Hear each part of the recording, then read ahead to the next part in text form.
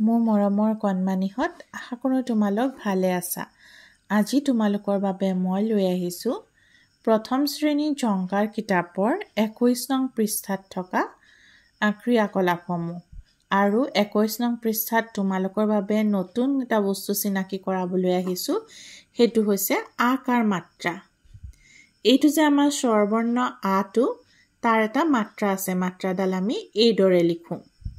মানে যি বৰ্ণৰ লগতে আমি আ যোগ নকৰোঁ কিয়, তেতিয়া আমি আকাৰ মাত্ৰাটো দি লিখোঁ। আৰু শেষৰ ফালে উচ্চাৰণটো আ হৈ যায়। যেনে ধৰি লোৱা তোমালোকৰ ক লগত যদি মই আ দিওঁ, তেতিয়া হৈ যাব কা।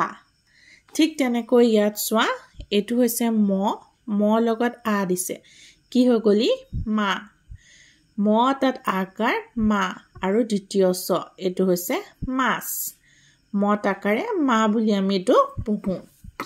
ঠিক তেনেকৈ এইটো হৈছে মাখি, মত আকাৰে মা। এতিয়া কৈছে যে আৰ পৰা হৈছে আকাৰ, আৰু ব লগত আকাৰ মিলি হৈছে বা।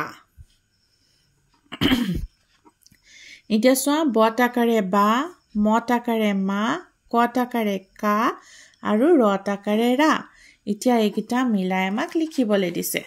এইটো আমি কিহৰ ছবি দেখিছোঁ? এইটো হৈছে বাদাম। বাদাম বুলি ক'লে বা আহে। ইয়াত আমি কি লিখি দিম? বত আকাৰে বা। এইটো কিহৰ ছবি? মাখি, হয়নে? মাখি, মত আকাৰে মা হ'ব, মা উচ্চাৰণ হ'ব মাখি। এইখন হৈছে কাণ। কাণ বুলি কোৱাৰ লগে লগে আমি কি ধ্বনি উচ্চাৰণ কৰিছোঁ? কাণ, কা। ইয়াত আমি কি লিখিব লাগিব? কত আকাৰে কা।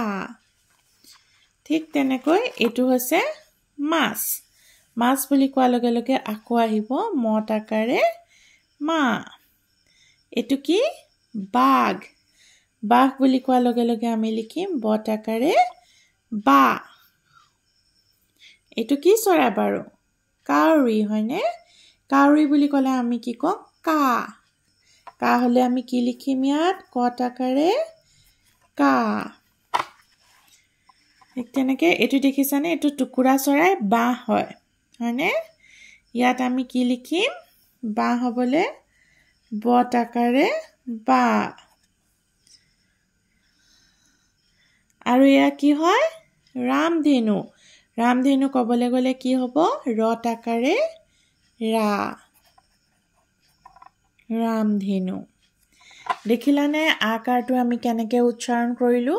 মই আকৌ এবাৰ এই শব্দকেইটা পাঠ কৰি দিছোঁ, তোমালোকে মন দি শুনি যাবা।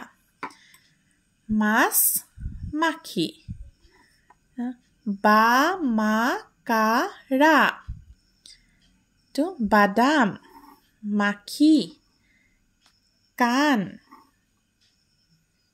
মাছ, বাঘ, কাউৰী, বাঁহ আৰু ৰামধেনু। তোমালোকেও এনেকৈ আকাৰযুক্ত শব্দ পঢ়িবলৈ চেষ্টা কৰিবা। আজিলৈ ইমানেই, ধন্যবাদ।